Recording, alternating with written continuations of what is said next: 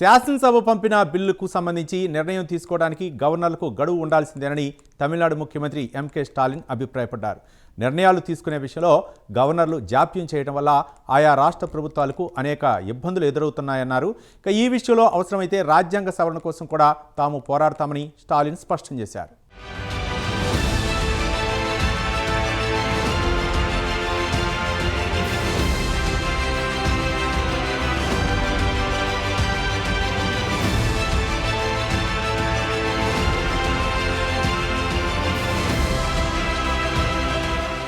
బిల్లుల ఆమోదానికి సంబంధించి రాష్ట్రపతి అలాగే గవర్నర్లకు గడువు విధించే అంశంపై సుప్రీంకోర్టు ఇటీవల కీలక తీర్పిచ్చింది. ఈ అంశానికి సంబంధించి రాష్ట్రపతి అలాగే గవర్నర్లకు గడువు విధించడంపై దేశ ప్రథమ పౌరురాలు ద్రౌపది ముర్ము ప్రెసిడెన్షియల్ రిఫరెన్స్ పేరుతో సంధించిన ప్రశ్నలకు సుప్రీంకోర్టు సమాధానమిచ్చింది. రాష్ట్రపతి అలాగే గవర్నర్కు గడువు విధించడం సమంజసం కాదని సుప్రీంకోర్టు తేల్చి చెప్పింది. ప్రధాన న్యాయమూర్తి జస్టిస్ గవాయ్ నాయకత్వంలోని రాజ్యాంగ ధర్మాసనం ఈ విషయాన్ని స్పష్టం చేసింది. అయితే ఆమోదం కోసం ఆయా రాష్ట్ర ప్రభుత్వాలు పంపే బిల్లులను వెనక్కి పంపాలని గవర్నర్ భావిస్తే తప్పనిసరిగా అందు కారణాలు వెల్లడించాల్సి ఉంటుందని రాజ్యాంగ ధర్మాసనం కుండబద్దలు కొట్టింది.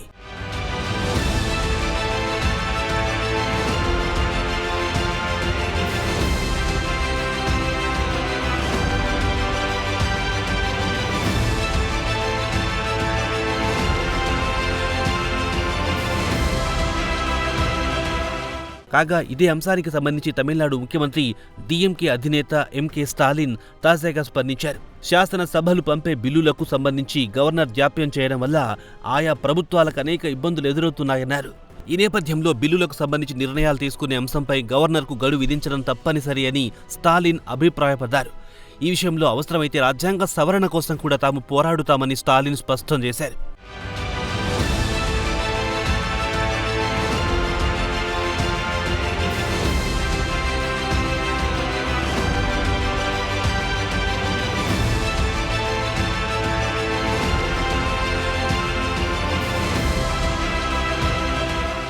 అంతేకాదు బిల్లులకు సంబంధించి ఎటువంటి నిర్ణయాలు తీసుకోకుండా వాటిని నెలలు సంవత్సరాల తరబడి పెండింగ్లో పెట్టే అధికారం గవర్నర్కు లేదని కుండబద్దలు కొట్టారు స్టాలిన్. గవర్నర్కు విచక్షణ అధికారాలున్నమాట నిజమేనన్నారు. అయితే సదరు విచక్షణ అధికారాలకు కూడా కొన్ని పరిమితులున్నాయన్నారు ఆయన.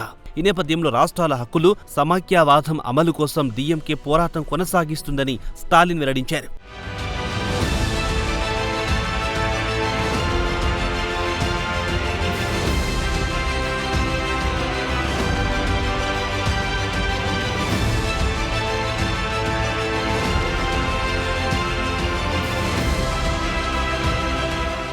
అంతేకాదు ప్రెసిడెన్షియల్ రిఫరెన్స్ కింద సుప్రీంకోర్టు రాజ్యాంగ ధర్మాసనం తాజాగా ఇచ్చిన తీర్పు ఏప్రిల్ 8 నాటి తమిళనాడు ప్రభుత్వం వర్సెస్ గవర్నర్ తీర్పును ప్రభావితం చేయలేదన్నారు ముఖ్యమంత్రి స్టాలిన్. ఈ సందర్భంగా ఆయన ఆసక్తికర వ్యాఖ్యలు చేశారు. ఎక్కడైనా సరే ఎన్నికైన ప్రభుత్వం డ్రైవర్ సీట్లోనే ఉండాలన్నారు. అంతేకాదు రాజ్భవన్లు సమాంతర అధికార కేంద్రాలుగా మారకూడదన్నారు స్టాలిన్.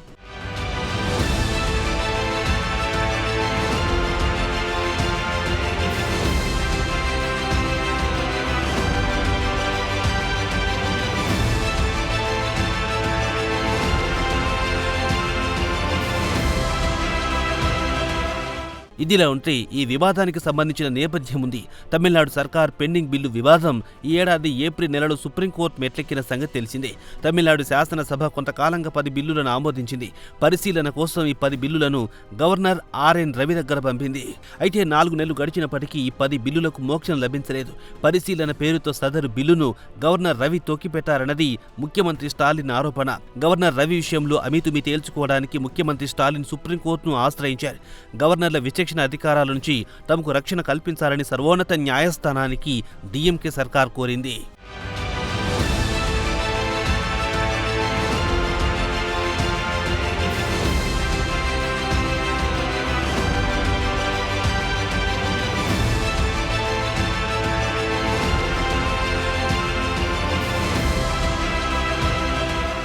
ఇదిలా ఉంటే ఈ మొత్తం వ్యవహారాన్ని పరిశీలించిన సుప్రీంకోర్టు గవర్నర్ రవి వ్యవహార తీరుపై ఆగ్రహం వ్యక్తం చేసింది.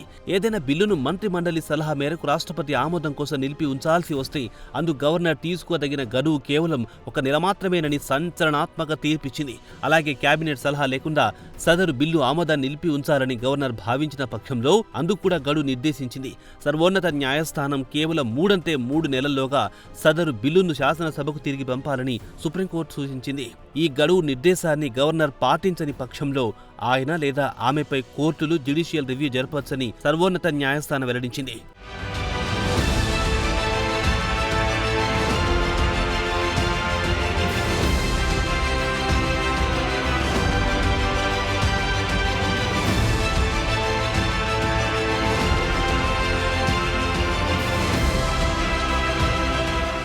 ఇక్కడ కీలక విషయాన్ని సుప్రీంకోర్టు వెల్లడించింది.